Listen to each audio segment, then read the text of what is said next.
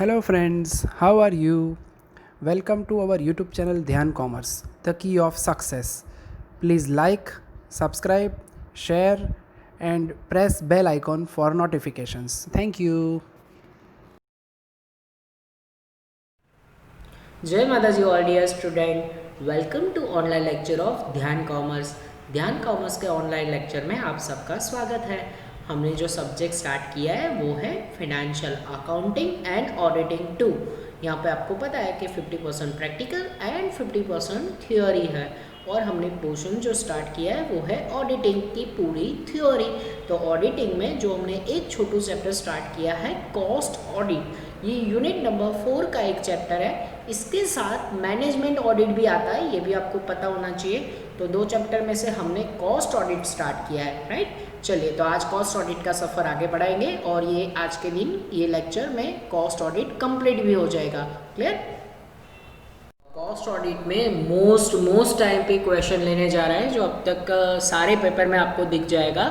That is difference between financial audit and cost audit. देखो ये question number 3 है क्योंकि आगे के लेक्चर में हमने इससे आगे वाले दो टॉपिक यानी कि objective of cost audit and characteristics of cost audit दोनों क्वेश्चन किए हुए हैं। तो इसके बाद ये तीसरा नंबर है जो कि मोस्टली यूनिवर्सिटी में कॉस्ट ऑडिट में से ही पूछा ही जाता है। अब तक के पेपर में आपको मोस्टली पेपर में ये क्वेश्चन मिलेगा। तो चलिए अब डिफरेंस स्टार्ट कर रहे हैं financial audit and cost audit के बीच का। और डिफरेंस के लिए मैं आपको ऑलवेज प्रेफर करता हूँ कि 3 कॉलम होनी चाहिए। पहली कॉलम ऑलवेज होगी पॉइंट्स की, आपको पॉइंट्स का कॉलम बनाना ही चाहिए। दूसरा फाइनेंशियल ऑडिट एंड तीसरा कॉस्ट ऑडिट। तो 2 टॉपिक और इसके अलावा पॉइंट्स वाले कॉलम। चलिए डिफरेंस का फर्स्ट पॉइंट ऑलवेज होता है मीनिंग। ये आपको कुछ भी कोई भी टॉपिक का अगर डिफरेंस लिखना हो ना तो पहले उसका मीनिंग ही समझाओ। भले आपको वो आता हो जैसा तैसा आपको वो आता हो पर मीनिंग पहला लिखना चाहिए। पहला पॉइंट्स ऑलवेज मीनिंग रहेगा। चलिए फाइनेंशियल ऑडिट का मीनिंग क्या रहता है? तो financial audit is a verification of financial accounts and statement to ascertain their accuracy. यहाँ पे क्या होता है, जो फाइनेंशियल ऑडिट है वो फाइनेंशियल अकाउंट्स एंड स्टेटमेंट की एक्यूरेसी को वेरीफाई करता है, अनसर्टेन करता है, यानी फाइंड आउट करता है कि क्या वो सही है, जो एक्यूरेटली वो अकाउंट लिखे गए। तो किस चीज़ का यहाँ पे ऑडिट होता है? Financial account and statement. जबकि अगर मैं फाइनेंस की जगह कॉस्ट वर्ड डालूँ तो वो कॉस्ट ऑडिट हो जाएगा। जैसे कि कॉस्ट ऑडिट का meaning, cost audit is a verification of cost accounts to ascertain the accuracy of cost records, यानी कि कॉस्ट रिकॉर्ड्स की एक्यूरेसी चेक करने के लिए, वेरीफाई करने के लिए हम कॉस्ट ऑडिट करते हैं। तो कॉस्ट ऑडिट का भी इसी मीनिंग, फाइनेंशियल में फाइनेंशियल अकाउंट का और स्टेटमेंट का एक्यूरेसी चेक किया जाता है, वेरीफाई किया जाता है। जबकि कॉस्ट ऑडिट में किस चीज़ का? कॉस्ट रिकॉर्ड का, यानी कि कॉस्ट रिकॉर्ड को आप वेरीफाई करते हो, उसकी एक्यूरेसी को चेक करते हो। तो आपका कॉस्ट ऑडिट का इजी मीनिंग बन जाता है, राइट। मीनिंग पॉइंट बहुत ही ईजी। अगर आपको डिफरेंस समझ में आ रहा है तो आप बीकॉम को एमकॉम के साथ कंपेयर कर सकते हो। आप फाइनेंशियल ऑडिट ऑलरेडी पढ़ चुके हो, अब आप पढ़ रहे हो कॉस्ट ऑडिट। तो डिफरेंस अगर आपके माइंड में क्लियर हो जाए तो ऑलरेडी ये पूरा टॉपिक आपके माइंड में क्लियर हो जाएगा। चलिए डिफरेंस में नेक्स्ट पॉइंट लेंगे, विच एस्पेक्ट्स। भाई कौन से एस्पेक्ट्स है, यानी आपका पर्पस आप बोल सकते हो। पर्पस क्या है? तो देखो एस्पेक्ट का सिमिलर वर्ड पर्पस भी हो जाता है। फाइनेंशियल ऑडिट का क्या पर्पस है? In the financial audit mainly financial aspects of the transactions are examined, यानी कि आप किस वजह से उसको एग्जाम करते हो? तो आपका मेन पर्पस है फाइनेंशियल एस्पेक्ट, जो आपने ट्रांजेक्शन की है क्या वो ट्रांजेक्शन नोट डाउन एंट्री सब कुछ सही है, उस वजह से आप करते हो। जबकि कॉस्ट ऑडिट के कौन से एस्पेक्ट से किया जाता है, कौन से पर्पस है? तो in cost audit mainly cost aspects are examined. तो यहाँ पे सीधा वर्ड है कॉस्ट, वहाँ पे वर्ड था फाइनेंस। तो कॉस्ट ऑडिट कॉस्ट के एस्पेक्ट से किया जाता है एग्जामिन, राइट। एस्पेक्ट की जगह मैंने बोला ना पर्पस, आप वो पॉइंट भी लिख सकते हो। कई लोग तो ये दोनों पॉइंट अलग अलग समझा देते हैं, पेपर चेक को कई बार पता भी नहीं चलता। और सिमिलर वर्ड है जैसे कि विच एस्पेक्ट की जगह पे पर्पस, तो पर्पस पॉइंट भी आप बना सकते हो, राइट। चले next point, that is examine यहाँ पे किसे किया जाता है, मतलब कौन सी चीज़ों का एग्जामिनेशन होता है? Financial audit examine the accounts of whole business, यानी कि देखो ये प्रीवियस पॉइंट से अलग है। एग्जामिनेशन यहाँ पे किस चीज़ का होता है? तो होल बिजनेस का। जैसे कि रिलायंस कंपनी लिमिटेड, हाँ, तो रिलायंस कंपनी बहुत सारी प्रोडक्ट बनाती हो, वो मतलब 100 या उससे ज़्यादा या फिर वो अलग अलग इंडस्ट्री में काम करे हो, पर हमें अगर बैलेंस शीट बनानी हो तो हम रिलायंस कंपनी की बनाएंगे। तो उसमें क्या होता है, पूरे बिजनेस का आपको बैलेंस शीट बनता है, उसमें प्रोडक्ट वाइज बैलेंस शीट नहीं होता है या इन्फॉर्मेशन नहीं होती है। जबकि कॉस्ट में देखना, वो क्या एग्जामिन करता है, cost audit conducted to examine a product और a factory of the business, यानी कि वो क्या करता है, कौन सी चीज़ को एग्जामिन करता है, प्रोडक्ट को, प्रोडक्ट वाइज कॉस्ट सही है गलत है वो एग्जामिन करता है। और उसके अलावा फैक्ट्री ऑफ द बिजनेस, यानी कि बिजनेस की जो फैक्ट्री है, जो ब्रांच है, वो फैक्ट्री को एनालिसिस करता है, मतलब जहाँ पे मैन्युफैक्चरिंग वर्क होता है, फैक्ट्री में क्या होता है, मैन्युफैक्चरिंग वर्क, उसको एग्जामिन करता है बिजनेस में, राइट। तो वो पूरी इंडस्ट्री को नहीं, सिर्फ कॉस्ट को, यानी कि प्रोडक्ट और फैक्ट्री को एग्जामिनेशन वहाँ पे होता है, उसके रिकॉर्ड्स को चेक किया जाता है। तो पहले 3 पॉइंट आपके माइंड में क्लियर हो गए होंगे, और जैसा मैंने आगे बताया था, आपको पूरा ये चीज़ नोट डाउन करना है, क्लियर। और देखना, अभी मैं आगे बहुत सारे पॉइंट आएंगे, डिफरेंस मैंने आपकी मटेरियल कॉपी से भी ज़्यादा पॉइंट्स लिए, तो आपको ये लिख के ही रेडी करना है कॉस्ट ऑडिट को। सिर्फ मटेरियल कॉपी में आप देखोगे तो उसमें कम पॉइंट है, मैंने पूरा अपडेट करके आपको ऑनलाइन में लेक्चर रिवाइज करके बनाया हुआ है। सो ये ऑनलाइन वाला ये सारा चीज़ें आप लिख के होमवर्क के जैसे सबमिट करवाओगे, क्लियर। चलिए पॉइंट्स में को आगे बढ़ाते हैं, डिफरेंस के पॉइंट को आगे बढ़ाते हुए नेक्स्ट पॉइंट है हमारा कंपलसरी, यानी कौन सा ऑडिट कंपलसरी है। तो पहले financial audit of the joint stock companies is compulsory according to the companies account, यानी कि कंपनी के अकाउंट के हिसाब से, कंपनी जो लॉ है उसके हिसाब से हर एक कंपनी को अपने फाइनेंशियल अकाउंट का ऑडिट करवाना कंपलसरी है। तो उसको आप छोड़ नहीं सकते, कोई भी जॉइंट स्टॉक कंपनी हो उनका अपना ऑडिट करना ज़रूरी है। जबकि कॉस्ट ऑडिट, तो cost audit is not compulsory for all companies but is restricted to the certain and specified industries only। यहाँ पर क्या होता है, कॉस्ट ऑडिट कंपलसरी तो नहीं है पर वो रिस्ट्रिक्टेड ज़रूर है, मतलब ऐसा ज़रूर नहीं है कि हर कंपनी को नहीं ही बनाना, राइट। किसी ऐसी कंपनी है जिसको गवर्नमेंट ने पर्टिकुलर क्राइटेरिया डिसाइड किया, जो हमने प्रीवियस लेक्चर में देखे थे, तो उसमें 2 कैटेगरी में डिवाइड किया था, आपको याद हो तो, रेगुलेटेड और अनरेगुलेटेड सेक्टर्स। तो ऐसी कोई कंपनीज होती है जिसको टर्नओवर के हिसाब से उसको अपने कॉस्ट अकाउंट कंपलसरी मेंटेन करने पड़ते हैं, राइट। तो it is not compulsory generally all over. अगर आपको एमसीक्यू में पूछे ना कि कॉस्ट ऑडिट इज़ कंपलसरी, तो no, then cost audit is not compulsory. आगे आएंगे एमसीक्यू, बट स्पेसिफिक अगर बताया गया हो तो वो कंपलसरी है, राइट। तो it is not compulsory basically, and financial audit वो तो कंपलसरी है। चलिए नेक्स्ट डिफरेंस को देख लेते हैं, बाय होम। बाय होम मतलब कौन वो कंडक्ट करवाता है, तो generally financial audit is done on behalf of proprietor of the business.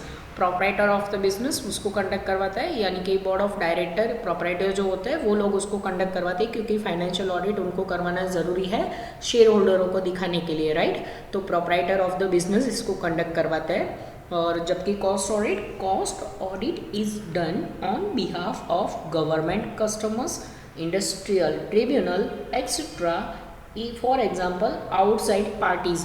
यानी cost audit generally outside of the parties करवाती है, जैसे कि on the behalf of government customer, कोई आपका कंपनी का कॉस्ट ऑडिट के लिए नोटिस भेजे कि भाई हम आपकी कंपनी का कॉस्ट ऑडिट करना चाहते हैं। इंडस्ट्रियल ट्रिब्यूनल, हाँ ट्रिब्यूनल ऐसा होता है, एक तरह की कमिटी होती है, आपने टैक्सेशन में शायद ये वर्ड सुना होगा।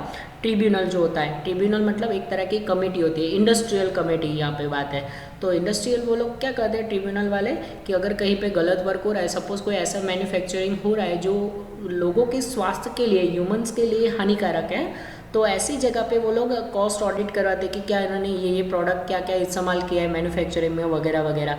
तो तब कॉस्ट ऑडिट होता है, मतलब वो बिहाफ होता है generally outside of the party.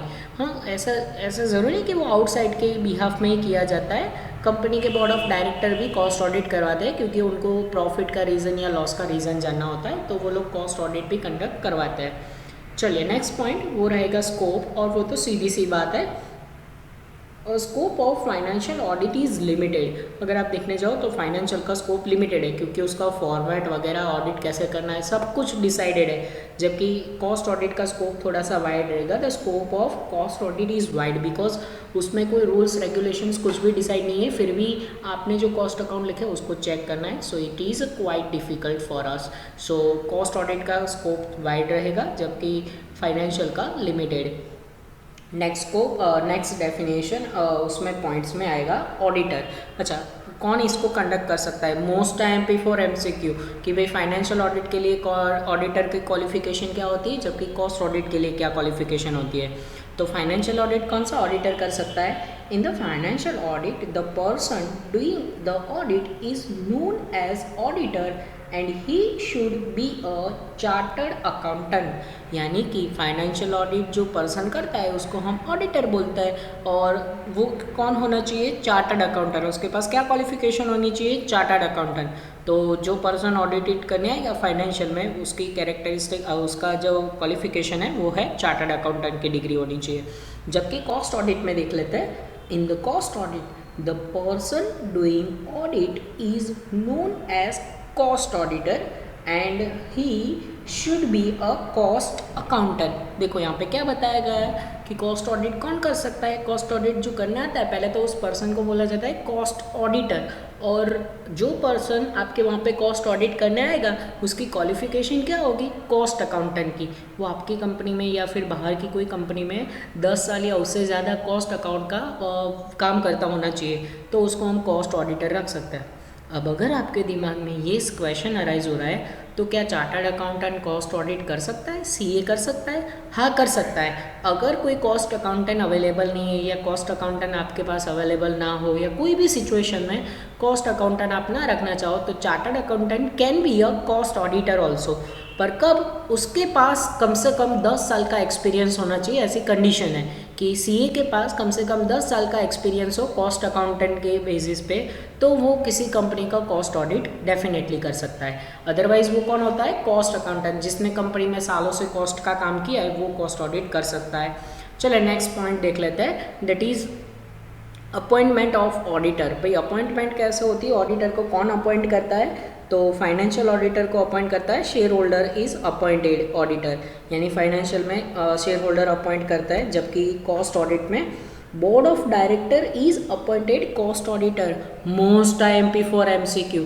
Cost audit में से जनरली ये एमसीक्यू 100% पूछा जाता है कि भाई कॉस्ट ऑडिटर को कौन अपॉइंट करता है? Board of director. बट अटको कॉस्ट ऑडिटर में देखो, बोर्ड ऑफ डायरेक्टर भले अपॉइंट करे पर सेंट्रल गवर्नमेंट की परमिशन लेनी पड़ती है, गाइडलाइंस के मुताबिक उसका अपॉइंटमेंट किया जाता है। तो कॉस्ट ऑडिटर को अपॉइंट बोर्ड ऑफ डायरेक्टर करता है, पर परमिशन किसकी लेनी पड़ती है? सेंट्रल गवर्नमेंट की। उनकी गाइडलाइंस के मुताबिक अपॉइंटमेंट होता है, जबकि फाइनेंशियल में शेयर होल्डर्स अपॉइंट करते हैं। क्लियर? चलिए डिफरेंस को आगे अभी भी कंटिन्यू करना है। मैंने बोला है आपके लिए बहुत सारे पॉइंट मैंने कंसिडर किए, सिर्फ इतने पॉइंट नहीं है, आपकी मटेरियल कॉपी से भी ज़्यादा पॉइंट यहाँ पे मैंने लिए। चलिए डिफरेंस को कंटिन्यू करते हुए, डिफरेंस में नेक्स्ट पॉइंट हमारा जो रहेगा वो है एनालिसिस। एनालिसिस में फर्स्ट फाइनेंशियल ऑडिट में कौन कौन सी चीज़ों को एनालिसिस किया जाता है? तो उसमें आएगा financial statements, books of accounts, documents, voucher and etcetera. यहाँ पे कौन कौन सी चीज़ों को वेरीफाई किया जाता है? एनालिसिस क्या क्या किया जाता है? फाइनेंशियल स्टेटमेंट यानी trading, PNL, balance sheet, books of account जो आपने अलग अलग परचेज बुक्स, सेल बुक्स, बहुत सारी बुक्स बनाई हो उसको वेरीफाई किया जाता है। डॉक्यूमेंट, आपने असेट परचेज किया हो, कोई कॉन्ट्रैक्ट किया हो तो उसको चेक किया जाता है। वाउचर्स, आप सेलिंग वाउचर्स वगैरह सारे वाउचर्स होते हैं उसको वेरीफाई किया जाता है फाइनेंशियल ऑडिट में। जबकि कॉस्ट ऑडिट में देखना, cost records, cost statement and cost accounts, इन सभी को वेरीफाई किया जाता है। तो इसमें क्या होता है, आपके कॉस्ट रिकॉर्ड्स या कॉस्ट स्टेटमेंट जो आप बनाते हो ना, कॉस्ट शीट वगैरह, उसको ही सिर्फ वेरीफाई किया जाता है। राइट? तो एनालिसिस में आप कौन कौन सी चीज़ों को वेरीफाई करेंगे वो लिखा जाता है। चलिए नेक्स्ट पॉइंट वो है रिलेटेड, यानी वो कौन कौन सी चीज़ों के मतलब पास्ट फ्यूचर कौन सी चीज़ों के साथ रिलेटेड है। तो financial audit it is related with the past and historical in nature. जो चीज़ पास्ट में हो चुकी है उसके साथ कनेक्शन है वही फाइनेंशियल ऑडिट का। मतलब जो चीज़ें आपने कोई अकाउंट में ट्रांजेक्शन हो गया, आपने फिर एंट्री दी, पोस्टिंग किया, तो जो चीज़ हो चुकी है उसका वो ऑडिटिंग है। नेक्स्ट चीज़ कॉस्ट ऑडिट में it is related with the forward looking approach. मतलब उसमें ऐसा नहीं है कि फ्यूचर के ट्रांजेक्शन की हम ऑडिट कर रहे हैं, बट फॉरवर्ड लुकिंग मतलब आप फ्यूचर के लिए वो काम कर रहे हो। अभी जो लिखा गया है वो सही है या गलत, वो फ्यूचर में काम आएगा, इसके लिए आप कॉस्ट ऑडिट कर रहे हो। मतलब उसका रिलेटेड किसके साथ है, फॉरवर्ड लुकिंग अप्रोच है। चले next and last point, things should be reported. कौन कौन सी चीज़ें रिपोर्टेड हो जाएगी, ये पॉइंट्स अलग अलग है पर मैंने एक्सप्लेनेशन भी यही अच्छा लिया है यहाँ पे। देखो फाइनेंशियल ऑडिट में reporting the true and fair view of the company earning and state of affairs. यानी कि फाइनेंशियल ऑडिट किस चीज़ का है, जो लिखा है ट्रू एंड फेयर है। ये क्वेश्चन आपको ऑडिटिंग में मोस्ट रिपीटेड क्वेश्चन था, पूछा जाता था कि ट्रू एंड फेयर का मतलब क्या होता है। मतलब सही भी लिखो और फेयर, फेयर हम नहीं बोलते फेयर गेम खेलो, हाँ कोई चीटिंग मत करो। तो फेयरली लिखा गया है या ट्रू लिखा गया है वो चेक करना, और जो भी कंपनी के अर्निंग रिलेटेड कोई भी स्टेट ऑफ अफेयर्स हो ना, उस सभी चीज़ों को वेरीफाई करना, ये फाइनेंशियल ऑडिट का मेन पर्पस है। जबकि कॉस्ट ऑडिट का पर्पस क्या है, cost auditor is required to reported the management except statutory audit. यहाँ पे क्या होता है कि कॉस्ट ऑडिटर ऐसी चीज़ों को रिक्वायर करेगा, वो कंसेप्ट देखेगा, क्या चीज़ रिपोर्ट करेगा, वो मैनेजमेंट के एस्पेक्ट से जो मैनेजमेंट को चाहिए। मतलब वो कॉस्ट ऑडिट के बेस पे फ्यूचर डिसीजन लेंगे मैनेजमेंट, तो उसके लिए वो कॉस्ट ऑडिट मेनली किया जाता है। तो मैनेजमेंट एस्पेक्ट से वो चीज़ सारी चीज़ें रिपोर्टेड करेंगे। क्लियर। इसी के साथ हमारा मोस्ट IMP क्वेश्चन 101% एग्जाम में आने के चांसेस है, ऐसा क्वेश्चन यहाँ पे कंप्लीट हो रहा है। चलिए आज के लेक्चर का second question, that is question number 4। आगे हमने थर्ड देखा डिफरेंस, अब 4 number, right qualification of cost auditor. Cost auditor की क्वालिफिकेशन क्या है ये समझाओ। डिफरेंस में हमने सिर्फ एक पॉइंट किया था, अब उसका पूरा एक्सप्लेनेशन देख लेते हैं। According to section 223B subsection 1 of the Company Act, a cost auditor must be a cost accountant within the meaning of Cost and Works Accountants Act 1959, but according to Companies Act in 1974, if the central government is of the opinion that sufficient number of cost accountants are not available or for the conducting of audit of the cost accountants of the companies. यानी कि अभी यहाँ पे solution नहीं बताया गया है, पहले 3-4 लाइन क्या कहना चाहती है मैं आपको एक्सप्लेन कर रहा हूँ। जैसे कि आपने देखा है कुछ पॉइंट हाईलाइट किए गए हैं, जैसे कि सेक्शन 223B सब सेक्शन, जो ब्रैकेट में 1 है ना उसको सब सेक्शन बोला जाता है 1। वो इसीलिए है क्योंकि कंपनी में क्वालिफिकेशन ऑफ चार्टर्ड अकाउंटेंट जो है, सॉरी कॉस्ट ऑडिटर जो है, उसकी क्वालिफिकेशन कंपनी एक्ट में कौन से सेक्शन में है, तो section 223B sub section 1। MCQ के लिए मोस्ट IMP कह सकते हो, 1 या 2 बार इसको पूछा गया है कि कॉस्ट ऑडिटर की क्वालिफिकेशन कंपनी एक्ट में कौन से सेक्शन के मुताबिक है, तो सेक्शन 223B सब सेक्शन 1। कौन होता है भाई कॉस्ट ऑडिटर, तो हाईलाइट किया हुआ है कॉस्ट अकाउंटेंट होता है।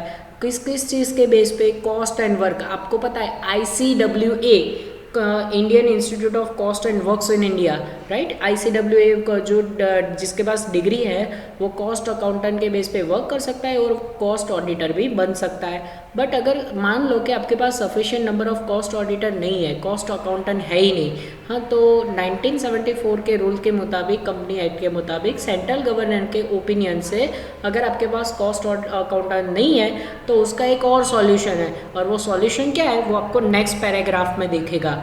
तो देखो नेक्स्ट पैराग्राफ, इट में direct the chartered accountant having not less than 10 years practice and who is a fellow of the Institute of Chartered Accountants of India to be appointed to audit of the cost accounts. देखो यहाँ पे solution क्या है, अगर आपके पास sufficient number of cost accountant नहीं है तो फिर आप चार्टर्ड अकाउंटेंट को अपॉइंट कर सकते हो, जिसके पास कितना मिनिमम एक्सपीरियंस होना चाहिए, नॉट लेस देन 10, मतलब मिनिमम कह सकते हो आप 10 साल का कम से कम उन्होंने प्रैक्टिस किया होना चाहिए as a chartered accountant. Cost उनको अकाउंट आना चाहिए, तो उनको अपॉइंट आप कर सकते हो एज अ कॉस्ट ऑडिटर। मतलब ये चार्टर्ड अकाउंटेंट से भी ऊपर वाला काम हुआ कि जो चार्टर्ड अकाउंटेंट बन गया उसके बाद जिसने 10 सालों तक कॉस्ट अकाउंट ऑडिटेड किया है तो उसको आप as a cost auditor appoint कर सकते हो।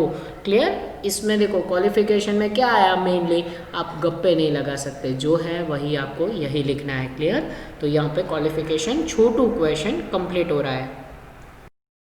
चलिए आईएमपी क्वेश्चन का सफर आगे बढ़ाते हुए अब question number 5, discuss the provisions of companies act for appointment और we can say recruitment of cost auditor. भाई कॉस्ट ऑडिटर का कंपनी प्रोविज़न समझाइए। कॉस्ट ऑडिटर के लिए कंपनी के प्रोविज़न क्या है फॉर अपॉइंटमेंट और वी कैन से रिक्रूटमेंट। तो ऑडिटर की अपॉइंटमेंट कैसे होती है, उसका रिक्रूटमेंट कैसे होता है, वो समझाना है हमें, राइट। तो यहाँ पे पूरा टेक्निकल ये क्वेश्चन होगा और आपको याद करवा दूँ ये क्वेश्चन भी आपकी मटेरियल कॉपी में नहीं है। क्वेश्चन नंबर 5 और 6 दोनों क्वेश्चन मैंने आपके लिए यहाँ पे स्पेशली ऑनलाइन में कंडक्ट किया है। चलिए फर्स्ट पैराग्राफ ऑडिटर की अपॉइंटमेंट का। According to section 223B subsection 2 the Companies Act, a cost auditor is appointed by BOD, that means Board of Director of the company, within the previous approval of central government, but before the auditor is appointed of the company must be receive a cost audit order for the government। यहाँ पे पूरा पहला paragraph technical है, highlight कुछ point मैंने किए हैं। सबसे पहला सेक्शन, भाई कंपनी का अगर कॉस्ट ऑडिटर अपॉइंटमेंट करना है, रिक्रूट करना है, तो कंपनी एक्ट का कौन सा सेक्शन है, एमसीक्यू में पूछ सकते हैं। Section 223B sub section 2। अच्छा, सब सेक्शन 1 किसके लिए था, क्वालिफिकेशन के लिए, तो 2 किसके लिए, अपॉइंटमेंट के लिए। ये आपको याद रखना ज़रूरी है। कॉस्ट ऑडिट में ऐसे क्वेश्चन एमसीक्यू में 100% पूछता है। चलिए कॉस्ट ऑडिटर कौन होता है, appoint by board of director. Board of director उसको अपॉइंट करते हैं, पर कब, जब सेंट्रल गवर्नमेंट के पास अप्रूवल आ गया हो कि आप कॉस्ट ऑडिट करने का अगर ऑर्डर आया हो सेंट्रल गवर्नमेंट के पास, तब आप अपना कॉस्ट ऑडिट स्टार्ट कर सकते हो। So very important first paragraph. अब नेक्स्ट पैराग्राफ में कुछ और डिस्कशन करेंगे। For the purpose of section 148 sub section 3, in case of company which are required to constitute audit committee, the board shall appoint a individual who is a cost accountant in practice or a form of cost accountant in practice as a cost auditor। भाई यहाँ पे cost auditor कौन हो सकता है उसके related बात किया है। तो कंपनी में ऑडिट कमेटी होती है और बोर्ड होता है जो किसी भी इंडिविजुअल कॉस्ट अकाउंटेंट को जो प्रैक्टिस कर रहा है उसको कॉस्ट ऑडिटर अपॉइंट कर सकता है। अगर या फिर किसी और फॉर्म में काम कर रहा हो, खुद के फॉर्म में काम कर रहा हो या कहीं और उसने कॉस्ट ऑडिट का काम किया हो, तो ऐसे बंदे को वो लोग कॉस्ट ऑडिटर अपॉइंट कर सकते हैं। क्लियर? तो अब अपॉइंटमेंट के साथ साथ कोई मुफ्त में काम नहीं करता। हाँ, आप कहीं पे भी काम करने जाते हो, जॉब करते हो, तो वो फ्री में आपके लिए कोई काम नहीं करेगा। तो अब बात करेंगे अपॉइंटमेंट के साथ साथ क्वेश्चन की आंसर की लेंथ बनाने के लिए अब रेम्यूनरेशन की बात करेंगे। तो सबसे पहला, the remuneration recommended by the cost audit committee shall be considered and approval by board of director and approved later on by shareholder। देखो सबसे पहले ऑडिट कमेटी जो होती है ना, वो लोग पहले बोर्ड ऑफ डायरेक्टर का अप्रूवल ले लेते हैं कि कमेटी डिसाइड करती है कि भाई इस बंदे को कॉस्ट ऑडिटर अपॉइंट करना है। हाँ, फिर उस बंदे को अपॉइंट किया तो उसका रेम्यूनरेशन सबसे पहले बोर्ड ऑफ डायरेक्टर डिसाइड करेंगे और लेटर ऑन शेयर होल्डरों के साथ भी डिस्कशन किया जाएगा। शेयर होल्डरों को बताया जाएगा कि भाई इतना रेम्यूनरेशन ठीक है, तो शेयर होल्डर भी आपको परमिशन देंगे। तो पहले बोर्ड ऑफ डायरेक्टर डिसाइड करते हैं, then approval letter on by the shareholder. ये भी चीज़ आपके नॉलेज के लिए बहुत ही इंपॉर्टेंट, ये चीज़ एमसीक्यू में जनरली नहीं होती पर फिर भी जानना ज़रूरी था। क्लियर? चलिए अब दूसरे केस में देख लेते हैं। In case of other companies which are not required to constitute audit committee, the board shall appoint an individual as who is a cost accountant in practice or a firm of cost accountant in practice as a cost auditor, and remuneration of such cost auditor shall be approved letter on by shareholder. देखो, जिस company में audit committee नहीं होती, हाँ, audit committee की requirement ही नहीं होती, पहले पॉइंट में था रेम्यूनरेशन पहले ऑडिट कमेटी डिसाइड करती है, फिर बोर्ड ऑफ डायरेक्टर अप्रूवल करते हैं और फिर लेटर ऑन शेयर होल्डर। तो यहाँ पे जब कमेटी ना हो तो सीधी सी बात है, बोर्ड ऑफ डायरेक्टर अप्रूवल करेंगे और फिर शेयर होल्डर डिसाइड करेंगे रेम्यूनरेशन। ठीक है, तो ये रेम्यूनरेशन का एक पॉइंट है जो अच्छे से एक्सप्लेन आपको किया गया है। चले last paragraph, cost auditor appointment के लिए, cost audit shall be carried by the cost accountant who shall be appointed by board of director of company within 180 days from commencement of every financial year। देखो, जब भी कोई financial year ख़त्म होता है ना, तो बोर्ड ऑफ डायरेक्टर को कॉस्ट अकाउंटेंट को कॉस्ट ऑडिटर अपॉइंट कर देना चाहिए। कितने दिनों में? Within 180 days. तो ये आपके लिए सिर्फ नॉलेज के लिए था और आंसर में आपको लिखने में काम में आएगा। क्लियर? तो क्वालिफिकेशन कंप्लीट हुई, अपॉइंटमेंट कंप्लीट हुआ। अब ये चैप्टर का वन लास्ट क्वेश्चन हम लेने जा रहे हैं, क्वेश्चन नंबर 6। और ये एग्ज़ाम के लिए भी आपके लिए इंपॉर्टेंट कह सकते हो, एक या दो बार ऐसा पूछा गया है। और जिसको चैप्टर का कंसेप्ट समझ में आए वो ये आंसर लिखेगा। क्वेश्चन क्या है? Cost audit is luxury, evaluate the statement. आपको ऐसा समझाने को बोलेंगे और 7 मार्क्स। तो आप इसमें ना बहुत ही ईजी है, आप इसमें एडवांटेजेस के पॉइंट लिख सकते हो, ऑब्जेक्टिव के पॉइंट लिख सकते हो। आप इसमें जो भी कॉस्ट ऑडिट के बारे में आपने समझे ना, क्योंकि कॉस्ट ऑडिट लग्जरी ऐसा आपको प्रूफ करना है। समझ में आ रहा है? तो कॉस्ट ऑडिट कैसे लग्जरी होता है ये आपको समझाने में, अगर आपको पूरा चैप्टर आता है तो ये इजीली आप एक्सप्लेन कर पाओगे। पॉइंट्स में नहीं होगा, इसको पैराग्राफ में समझाना ज़रूरी है। तो आंसर स्टार्ट कर रहा है। Cost audit may be luxury for a small businessman, but for the large organization where the owners participate in the contract of business, audit become a necessary. देखो, यहाँ पे क्या होता है, जो स्मॉल बिजनेस है मान लो उनके लिए बहुत ही लग्जरी होगा, पर जो अभी नाउअडेज जो लार्ज बिजनेसमैन है ना, जो ओनर्स है, उनके लिए भी वो नेसेसरी हो चुका है, मतलब उनके लिए भी वो ज़रूरी है। तो ऐसा हमें प्रूफ करना है, जो कि हम नेक्स्ट स्लाइड में देखने वाले हैं। चलिए, इसमें हमें मेरिट समझाना है। तो merit of detecting and prevailing errors and fraud as in the case of audit in the general, cost audit secure the following advantages to the managements and shareholders and government. It ensure effective internal control. It provide necessary information to promote decision making। यहाँ पे हमें और cost audit कैसे luxury है वो समझना है, तो हमें उसके मेरिट्स समझने पड़ेंगे। तो सबसे पहले वो क्या चीज़ में फ़ायदेमंद है, हमें errors and fraud find out करने में हमें हेल्पफुल रहता है। Government management and share holder सभी के लिए कॉस्ट ऑडिट बहुत ही ज़रूरी है। जैसे मैनेजमेंट के लिए इंटरनल कंट्रोल के लिए ज़रूरी है, शेयर होल्डर के लिए ये जानना ज़रूरी है कि कंपनी उनके साथ चीटिंग नहीं कर रही है, गवर्नमेंट कस्टमर के पॉइंट ऑफ व्यू से देखती है कि वो कॉस्ट ऑडिट अच्छे से हो। और क्या होता है, इंटरनल कंट्रोल के लिए फ़ायदेमंद है, डिसीजन मेकिंग के लिए फ़ायदेमंद है। तो ये कॉस्ट ऑडिट के एडवांटेजेस ही कह सकते हो, इसीलिए कॉस्ट ऑडिट लग्जरी है। तो आप उसमें एडवांटेजेस ही आप समझाना है, चाहो तो इसको सेंटेंसेस में लिख सकते हो, और मैं तो कह रहा हूँ एग्जाम में और पॉइंट में आपको सेंटेंसेस में ही लिखना चाहिए। तो एडवांटेजेस को सेंटेंसेस में समझा सकते हो। नेक्स्ट पैराग्राफ वो भी कॉस्ट ऑडिट के एडवांटेजेस ही बता रहा है। It's help to increase the overall efficiency of productivity. Error, omission, fraud and mistakes can be deleted and prevented due to the effective auditing of cost account. Cost audit helps in cost control and cost reduction. देखो कितने सारे उसका advantages बताए, वो क्या helpful है, efficiency of productivity. हाँ, productivity की एफिशिएंसी बढ़ाने के लिए कोई भी एरर हो, ओमिशन का मतलब भूल गए हो, फ्रॉड हुआ हो, मिस्टेक हुई हो, तो उसको डिटेक्ट मतलब ढूंढना, प्रिवेंट मतलब दूर करना। हाँ, तो वो भी पॉसिबल हो सकता है। और कॉस्ट कंट्रोल के लिए और कॉस्ट रिडक्शन के लिए भी बहुत ही ज़रूरी है। कॉस्ट को कंट्रोल करना है या कॉस्ट को रिडक्ट करना है, तो उसके लिए भी हमें कॉस्ट ऑडिट की बहुत ही ज़्यादा ज़रूरत पड़ती है, राइट।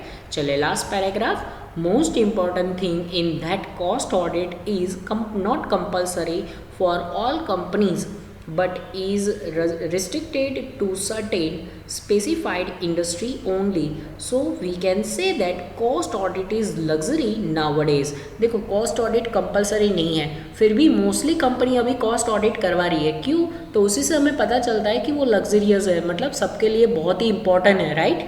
तो भले कंपलसरी ना हो पर अभी हर एक कंपनी फ्यूचर डिसीजन मेकिंग के लिए कॉस्ट ऑडिट करवाती है. तो कॉस्ट ऑडिट इज लग्जरी, उसमें आपको एडवांटेजेस समझाना है. क्लियर हो रहा है आंसर? तो आज के मोस्ट 3 इंपॉर्टेंट क्वेश्चन, सबसे पहला डिफरेंस, फिर उसके बाद अपॉइंटमेंट एंड देन उसके बाद कॉस्ट इज लग्जरी, ये सेंटेंस को समझाना. और ये दोनों लास्ट के क्वेश्चन आपके मटेरियल कॉपी में नहीं है. तो जितना काम मैं करवा रहा हूँ उतना काम आपको राइट डाउन करना है आज के होमवर्क के थ्रू. अब लास्ट में हम ये चैप्टर में से कुछ MCQs लेंगे.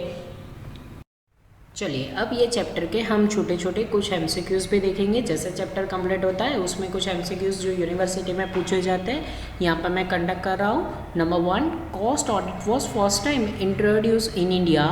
A 1956, B 1960, C 1965 and D 2008. Answer आएगा C 1956 because first time India में कॉस्ट ऑडिट 1965 में इंट्रोड्यूस हुआ था. देखो आपको पता है कंपनी एक्ट 1956 वो कंपनी एक्ट फर्स्ट बना था. तो जब कंपनी एक्ट बन गया उसके कुछ सालों बाद रियलाइज़ हुआ कि कॉस्ट ऑडिट की भी ज़रूरत है. तो cost audit first time in India कब इंट्रोड्यूस हुआ? 1965, राइट. वो जो कंपनी एक्ट है उसके तुरंत बाद कुछ सालों बाद कॉस्ट ऑडिट भी इंट्रोड्यूस हो गया. चलिए option number second MCQ, cost audit is conducted under the direction of. Option A the board of directors, option be the register of company, option see the central government and option D the share holders.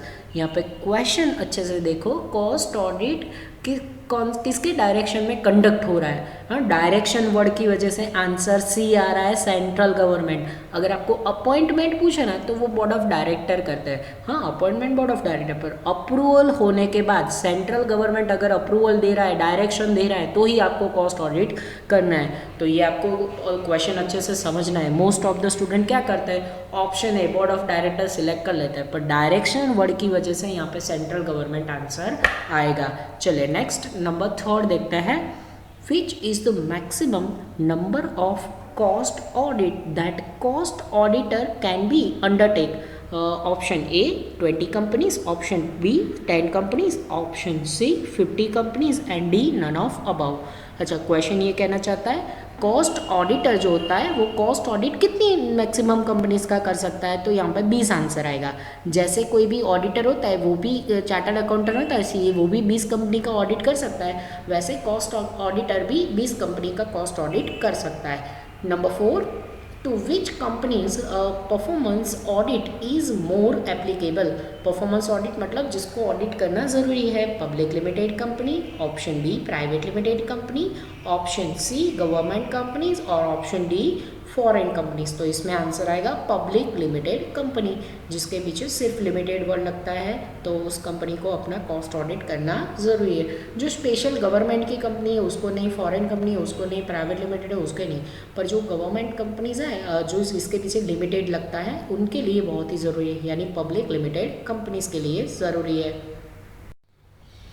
चलिए MCQ का सफ़र आगे बढ़ाते हुए अब number next 5, when central government asks the company to carry cost audit, then the cost audit is dash for them. Number A voluntary, number B optional, number C mandatory और number D none of above. Answer आएगा C mandatory. Because जब central government बोल देती है कि आपको cost audit करना है तो उनके लिए मैग्नेटरी है, फिर वो मना नहीं कर सकती, राइट. वैसे वो कंपलसरी नहीं है, वॉलेंटरीली है, बट जब सेंट्रल गवर्नमेंट बोलती है तो फिर ऑडिट करना ज़रूरी है. Clear. Number 6, who is authority of appointing cost auditor. किसके पास अथॉरिटी है. Number A share holders, number B promoters, number C board of directors, number D none of the above. देखो इसमें आंसर आएगा C board of director. Appointment कौन करता है, किसके पास अथॉरिटी है, बोर्ड ऑफ डायरेक्टर के पास.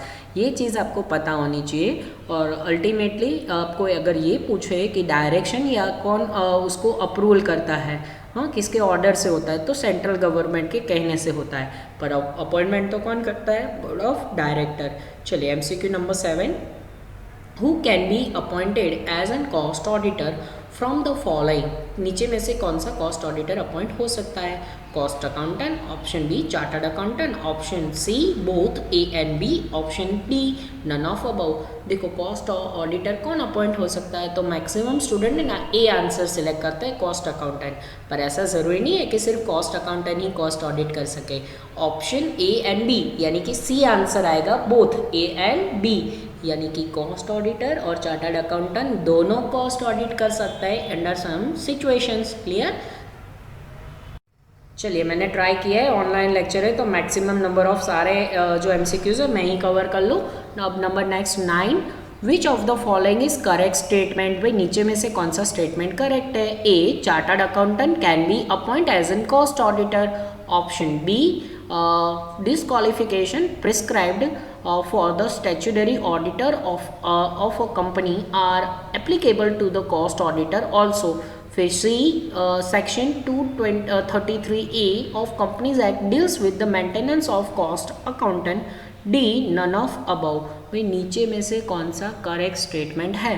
पहला statement cost accountant chartered accountant कभी कॉस्ट ऑडिटर नहीं बन सकता, can not be.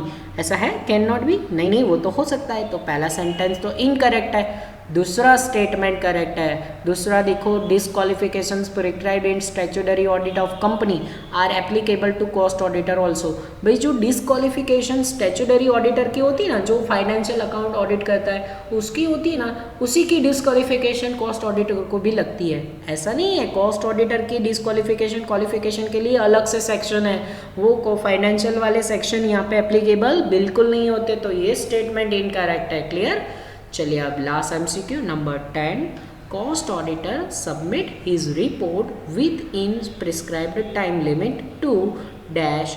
Number A the central government with a copy to the company, option B the shareholders, option C the board of director and option D none of this। यानी कि यहाँ पे हमें question ये बताना चाह रहा है कि कॉस्ट ऑडिटर जो है अपना रिपोर्ट प्रिस्क्राइब लिमिटेड में किसको सबमिट करेगा, तो भाई अपना रिपोर्ट वो सेंट्रल गवर्नमेंट को देगा with the copy of company.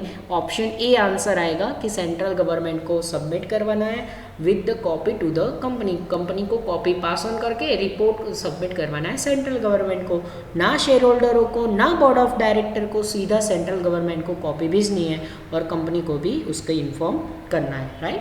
तो ये सारे एमसीक्यूज जो यूनिवर्सिटी में आने के चांसेस है, और यहीं पे हमारा ये छोटू जो कॉस्ट ऑडिट टॉपिक है कंप्लीट होता है। जय Mata ji all of you.